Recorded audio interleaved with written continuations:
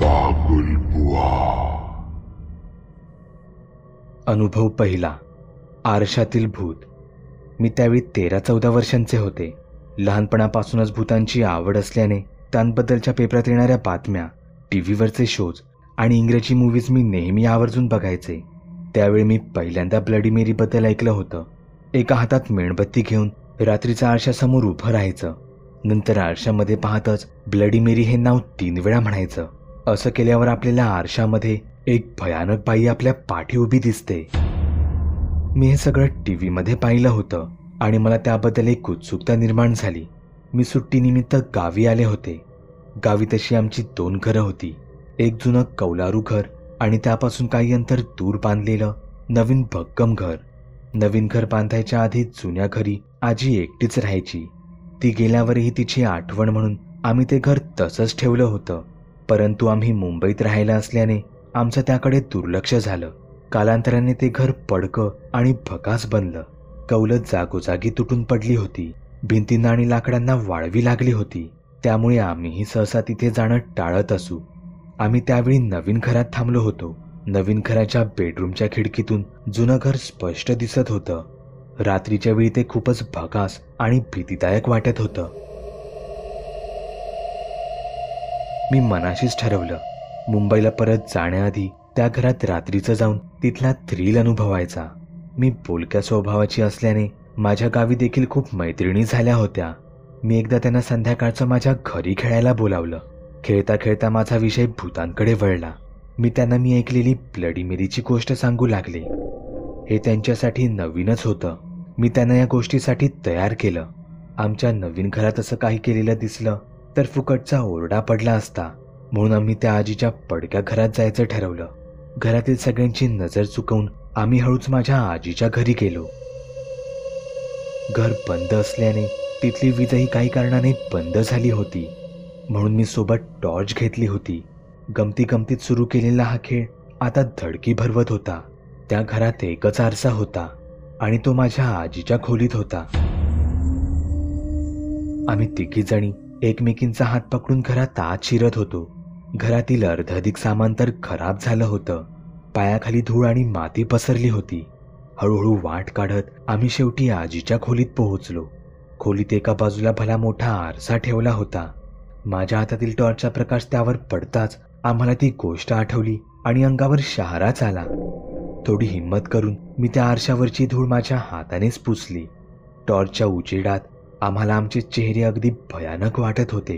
तिथे जास्त वेळ राहून नकळत आम्ही आमच्याच मनातील भीती वाढवत होतो. चला, सर्वांनी एकत्र समोरच्या आरशाकडे पाहून ब्लडी मेरीचं नाव 3दा घ्यायचं आहे. चला तर मग. Bloody Mary, bloody Mary. अरे, तुम्ही का बोलत नाही? आपण हे नको करायला. आम्ही जातो इथून, गावची माझी मैत्रीण म्हणाली. काय? नको, थांबा. ठीक आहे, आपण ते नाव नको घ्यायला. त्याऐवजी आपण माझ्या आजीचं नाव घेऊ. मग तर ठीक आहे ना? दोघींनी जरा कुरकुर करतच होकार दिला.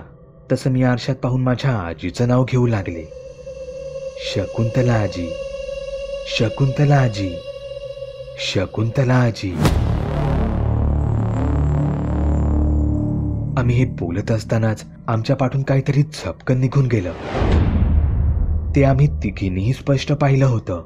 पण सगळ्यांनीच ते पाहिलं का हे विचारण्यासाठी तिघीही एकमेकांकडे पाहू लागलो. आणि तेव्हा आरशाला समोरच एक मोठा तडा गेला. आम्ही तेव्हा इतक्या घाबरलो की ओरडतच आम्ही नवीन घरी येऊन पोहोचलो. अनुभव दुसरा. पाळणा. हा अनुभव तसा लहानच आहे, पण तो ऐकला तर तुमच्याही अंगावर शहारे येतील. माझी काकी तेव्हा आजारी पडली होती. तिला तातडीने तालुक्याच्या इस्पितळात हलवलं होतं. काकीशिवाय घरी माझा चुलत भाऊ, त्याची बायको आणि त्यांचं लहान बाळ असे 4 जण राहत होते. काकी आजारी पडल्याने माझा चुलत भाऊ हॉस्पिटलमध्येच काकीसोबत होता. घरचं जेवण द्यायला माझ्या वहिनीलाही हॉस्पिटलमध्ये जावं लागे, म्हणून मग त्यांनी मला तिथे बाळासोबत थांबवायला बोलावलं होतं. त्या दिवशी साधारण संध्याकाळच्या वेळी माझी वहिनी जेवण घेऊन हॉस्पिटलला गेली होती. तिथे तिला जरा उशीर झाला आणि तिची परतीची एसटीच चुकली. तसा मला त्यांचा फोन आला की आजची रात्र तू सांभाळून घे, आम्हाला काही आज घरी येता येणार नाही. मी देखील त्यांना इथली काही काळजी करू नका असं सांगून धीर दिला. आमचं गावचं घर हे दुमजली होतं. माझा भाऊ त्याच्या बायकोसोबत वरच्याच माळ्यावर राहत असे, त्यामुळे त्यांचं बाळही वरच्याच खोलीत होतं. मी बाळासोबत खूप खेळत होते. नंतर रात्री त्याला भूक लागली तसं ते रडायला लागलं. मी खाली येऊन बाळासाठी दूध गरम करू लागले. माझी नजर सहज खिडकीतून बाहेर गेली. बाहेर बराच अंधार पडला होता. तिथे शेजारच्यांची घरंही लांब लांब असल्याने आमच्या आसपास काळाकुट्ट अंधार झाला होता. न जाणो अंधारातून कोणीतरी अचानक बाहेर डोकावेल या विचाराने माझं अंग शहारलं. मला उगाचच असं जाणवू लागलं की घराबाहेर कोणीतरी फेऱ्या मारत आहे. नकळत मला जाणीव झाली की त्या एवढ्या मोठ्या घरात मी एकटीच होते. मनात हा विचार फिरत असतानाच बाळाच्या खोलीतून काहीतरी घसटल्याचा आवाज आला. मला तर धडकीच भरली. दुधाचा टोप तिथे तसाच ठेवून मी हळूवार वरच्या मजल्यावर जाऊ लागले. मी वाकून आत पाहिलं तर बाळ झोपलं होतं आणि आत कुठे कोणतीही वस्तू सरकवली गेली नव्हती. मी तशीच खाली आले. गरम केलेलं दूध कोमट करून मी ते बाटलीत ओतत होते. तोच तो आवाज मला पुन्हा एकदा येऊ लागला. यावेळी तो मी स्पष्ट ऐकला होता. मी देवाचं नाव घेत पायऱ्यांनी वर जाऊ लागले.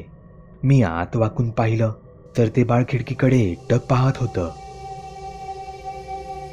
मी खोलीत येऊन त्याच्या बाजूला बसले तरी त्याचं लक्ष खिडकीकडेच होतं. काही सेकंदाने ते माझ्याकडे पाहून जोरजोरात रडू लागलं. मी त्याला लगेच दुधाची बाटली दिली तसं ते शांत झालं.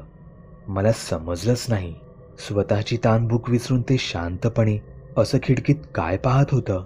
मी हा विचार करत असतानाच आमचा फोन वाजला आणि मी दचकलेच.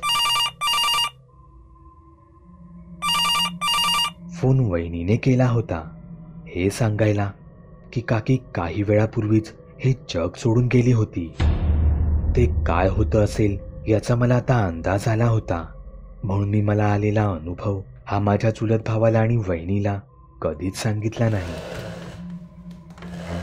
अनुभव तिसरा, जिवंत काढलेली लोक. प्रत्येक गावात काही ना काही हॉरर स्पॉट असतो. काही ठिकाणी झपाटलेलं झाड, काही ठिकाणी पछाडलेला वाडा, काही ठिकाणी भूताची विहीर, तर काही ठिकाणी झपाटलेला रस्ता. आमच्या गावी ही अशीच एक जागा आहे जी झपाटलेली म्हणून प्रसिद्ध आहे. ती एक खाण आहे, चिऱ्यांच्या दगडांची खाण. आमच्या गावी चिऱ्यांचे दगड आढळतात. घरापासून ते विहिरीच्या बांधकामासाठी याच दगडांचा वापर केला जातो. ही खाण वस्तीपासून दूर विराण भागात आहे. एकदा त्या खाणीत अपघात झाला आणि तिथे काम करणारे 8 कामगार जागीच मरण पावले, ज्यात 6 पुरुषांचा तर 2 स्त्रियांचा समावेश होता. पण गोष्ट इथेच संपत नाही. रात्रीच्या वेळी आजही लोकांना ती माणसं तिथे वावरताना दिसतात. त्या खाणीतून एक रस्ताही जातो, पण लोक रात्रीची त्या रस्त्याने जाणं शक्यतो टाळतातच. असं म्हणतात जर कोणी त्या रस्त्याने रात्रीचा प्रवास केला तर त्यांना ते कामगार एका सरळ रांगेत रस्त्याकडेने जाताना दिसतात. तसे तर ते सामान्यच वाटतात, पण त्यांच्या चेहऱ्यावर प्रकाश पडला तर त्यांचं भयानक रूप लोकांना दिसून येतं. त्यांच्या शरीरावर जखमांचे ताजे व्रण असतात, तर डोळे संपूर्ण पांढरे पडलेले दिसतात. ते चालत असताना एक वेगळाच आवाज काढत जातात. त्या जागेबद्दलच्या इतक्या गोष्टी ऐकल्यानंतर मलाही राहावलं गेलं नाही. आम्ही मित्रांनी त्या जागेला भेट द्यायची ठरवली. रात्रीचं तिथे कोणीच फिरकत नसे, म्हणून आम्ही मुद्दामून रात्रीचंच तिथे जायचं ठरवलं. आम्ही 4 मित्र मिळून एके रात्री त्या खाणीकडे जायला निघालो. आमच्या या प्रवासाची सुरुवातच खराब झाली. माझ्या मित्राची ऐनवेळी गाडीच बंद पडली. मग नाईलाजाने आम्ही दुसरी गाडीही घरीच ठेवून पायीच तिथे जायला निघालो. रात्री 8ला निघालेलो आम्ही.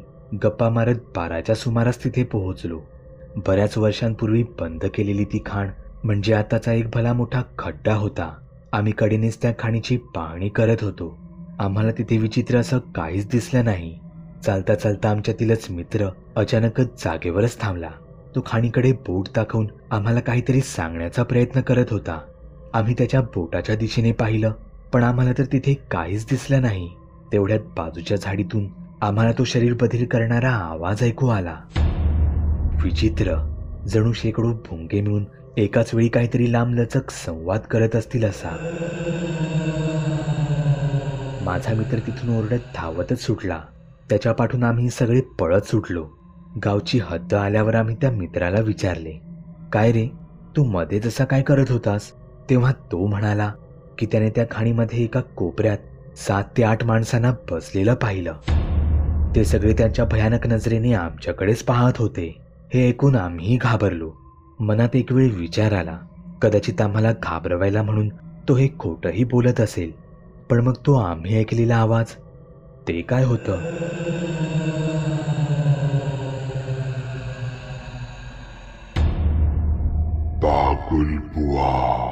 चॅनलवर अपलोड केलेल्या नवीन व्हिडिओची नोटिफिकेशन मिळवण्यासाठी चॅनल सबस्क्राईब करायला विसरू नका. व्हिडिओ आवडला तर आमच्या मेहनतीचा मोबदला म्हणून तो लाईक करून मित्रांसोबत जरूर शेअर करा.